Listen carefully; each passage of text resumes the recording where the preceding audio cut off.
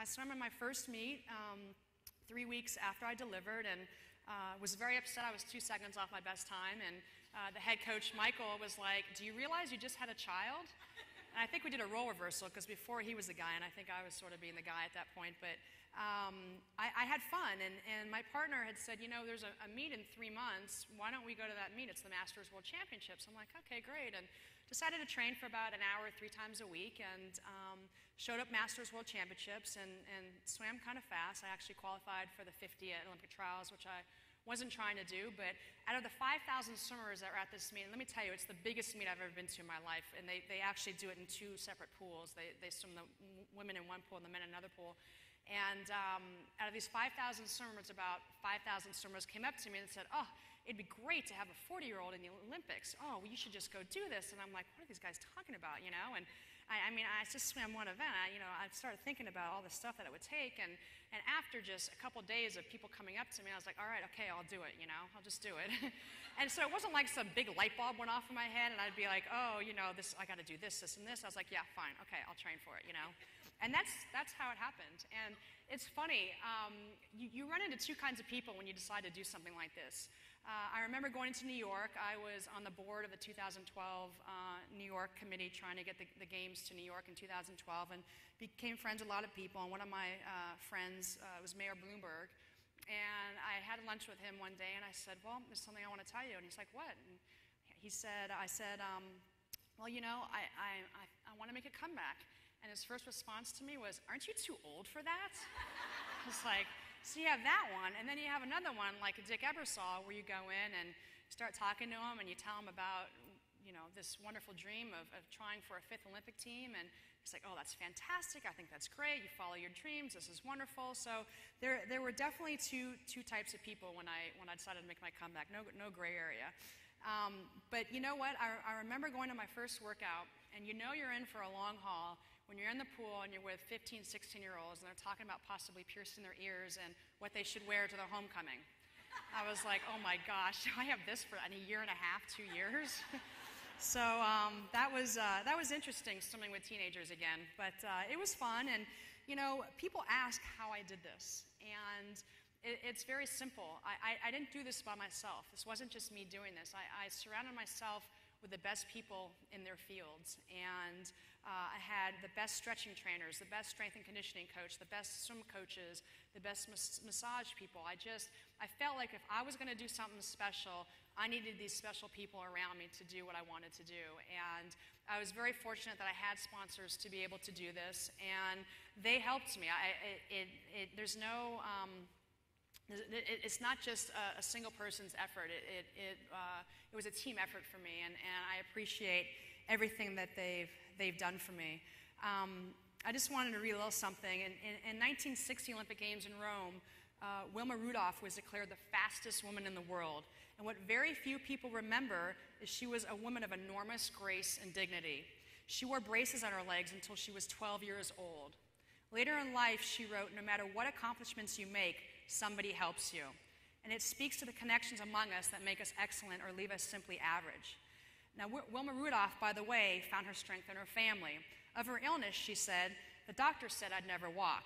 My mother said I would, so I listened to my mother. Isn't that true? Yay, mothers out there, yeah.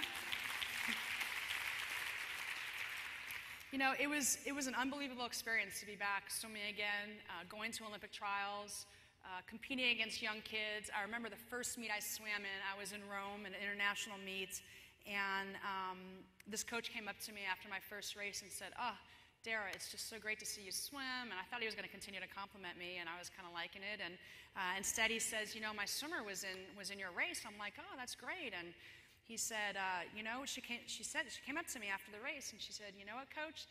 That Dara, she's older than my mom."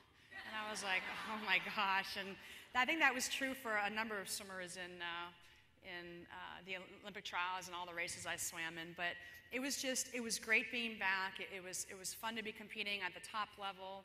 The Olympic Games it happens every 4 years, and it happens every 4 years for a reason. And you have the best athletes in the world come to this one games, one athletic event, and you compete at the highest level, and it's such a rewarding feeling. And you just, as a 41-year-old, you see things differently through your eyes than you do, say, for example, my first Olympics when I was 17 years old. You appreciate things more.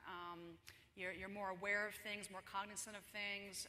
You approach things differently. And I know one of the things, I was in the ready room, which is the area that I think I showed it on the screen when I was drinking something or whatever, and it's where all the athletes hang out and before you swim. And if you're not there 15 minutes before you swim, you get disqualified.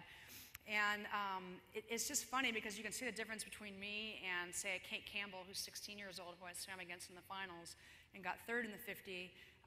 There's just a maturity level difference. And it's not to say that I don't get as nervous as I did as my first Olympics when I was 17 years old. I mean, I think before each swim I felt like I was going to throw up.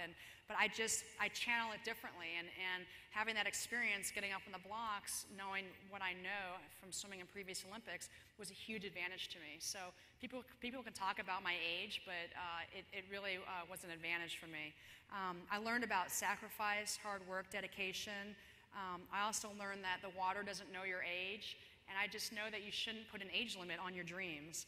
And one more thing I wanted to read. Marian Wright Edelman is a great American woman and the founder of the Children's Defense Fund. And she wrote, "I'm really grateful to have something that I'm passionate about and that is important to me." She says, "You're not obligated to win. You're only obligated to keep trying and do the best you can." And I think that's great advice because we don't win every day. And some days you simply have to celebrate the silver. And trust me, I know that. Boy, do I know that by 100th of a second. And I actually brought one of my medals. And there's one last thing I wanted to say. This was from these Olympic Games. And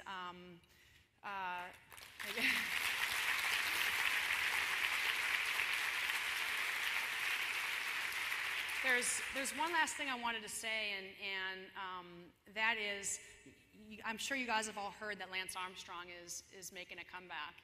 And I was honored that he had mentioned my name about that if a 41-year-old like Dara Torres can do it, he can do it.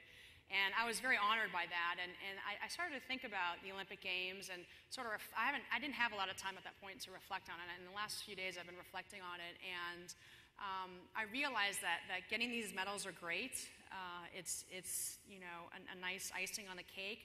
But there's a lot more rewarding things that come out of an Olympic Games. And for me, it's the fact that I felt inspired by people who came up to me and told me their stories, and they felt inspired about my story. And that is what's rewarding. And for me, that's what comes out of Olympic Games that I appreciate the most. I mean, like I said, these medals are great, but it's the experiences you learn while you're there.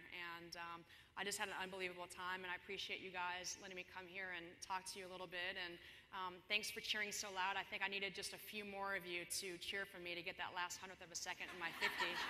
But thank you so much for having me. I appreciate it.